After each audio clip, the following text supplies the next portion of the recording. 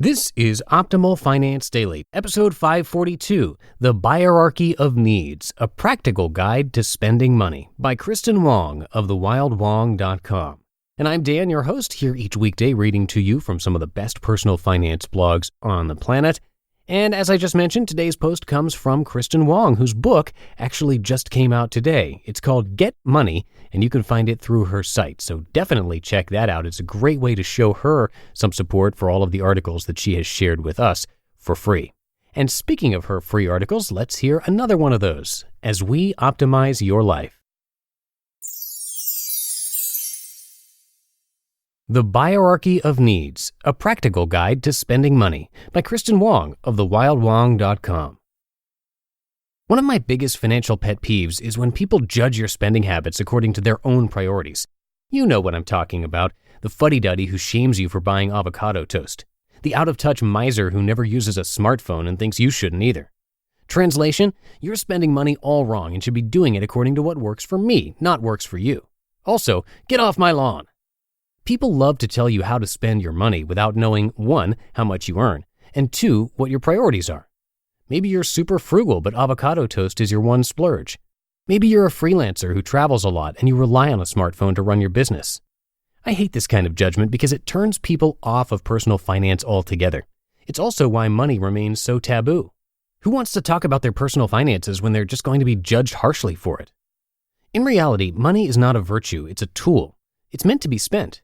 That said, most of us have a limited supply of it, so we want to use the tool wisely. Spending isn't always bad, but spending money is not inherently a bad thing. It's just that it's usually our default. We do it without giving it much thought at all. We want to work out more. We buy some expensive workout gear to motivate ourselves. We don't know what to do with our lives? We spend $100K on grad school to figure it out. We're so quick to throw money at our habits, hobbies, and goals in the hopes that buying stuff will make us healthier or more decisive. Sometimes it works, but there are so many other options to consider before we default to spending. And that's why I love The Buyerarchy of Needs from author and designer Sara Lazarevich. It's loosely based on Maslow's hierarchy of needs for human motivation. The idea is, when you want something new, explore your other options for consumption before you default to spending money. Consider the alternatives to spending money.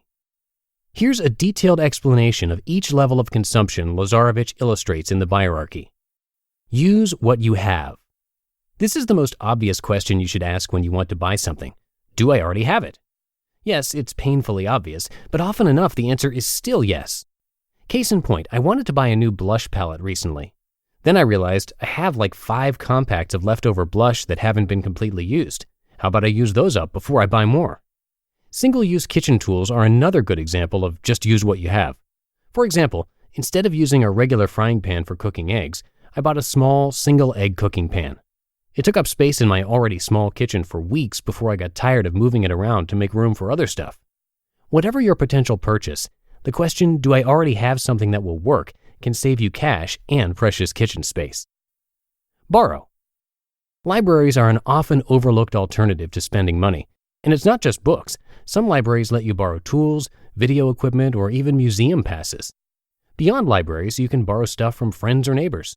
When we throw parties, my husband and I borrow an extra table from my brother-in-law, for example. That said, we also have a rule. If we have to ask to borrow something 3 times, we consider buying it. After all, my brother-in-law probably gets tired of hauling that table to our house every time we have a party. Borrowing is a good way to make sure you're actually going to use something before you spend money on it. Swap. A friend occasionally hosts clothing swap parties.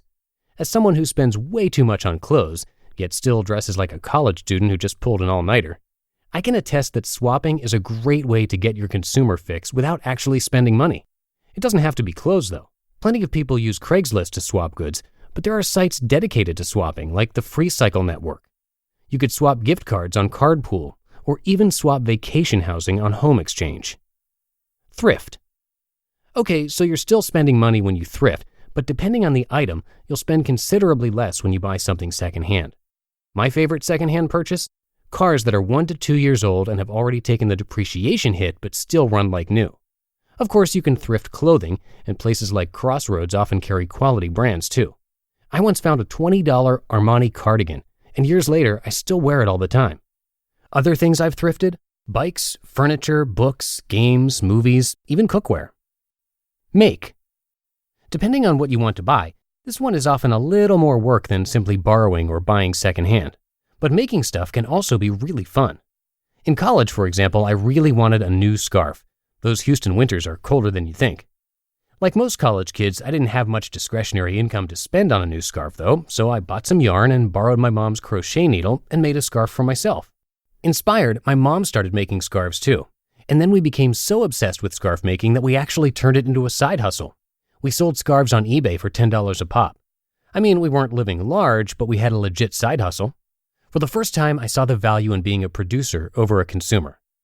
Finally, at the top of the hierarchy is buy, because sometimes it's just worth spending the money. Again, there's nothing inherently wrong with spending. Money is just a tool after all. It's meant to be spent. That's why it exists. But again, most of us have a limited supply of it, so you want to be strategic about how you use that tool. In other words, you want to think twice about how you spend your money, which is why I love the Buyerarchy of Needs. It reminds you to at least explore your other options before giving away your cash. You just listened to the post titled The Buyerarchy of Needs, A Practical Guide to Spending Money by Kristin Wong of thewildwong.com. And again, you can check out Kristin's brand new book through her site. It's called Get Money, and it just came out today. Getting it would be a great way to show your support for her. And before we go, please check out our other podcast if you haven't done that already. Kristin is frequently narrated on a few of our other shows in addition to this one. So to find them, just search for Optimal Living Daily wherever you're hearing the sound of my voice, and be sure to subscribe. And that'll do it for today. Thank you so much for being here.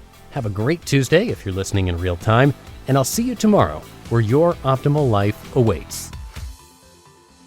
Hello, Life Optimizer. This is Justin Malik, creator and producer of this podcast, but also Optimal Living Daily, the show where I read to you from even more blogs covering finance, productivity, minimalism, personal development, and more from incredible bloggers like Derek Sivers, Zen Habits, Mark and Angel, The Minimalists, and all the ones you hear on this show too. So if you enjoyed today's episode and like taking amazing blogs on the go, come on over to Optimal Living Daily and subscribe to that one too. And together, we'll start optimizing your life. You've been listening to Optimal Finance Daily. Be sure to hit the subscribe button to stay up to date on each new episode, and head to oldpodcast.com, that's OLDpodcast.com, for a free gift as well as more actionable tips and resources to help you maximize your potential. Thanks for joining us, and remember, your optimal life awaits.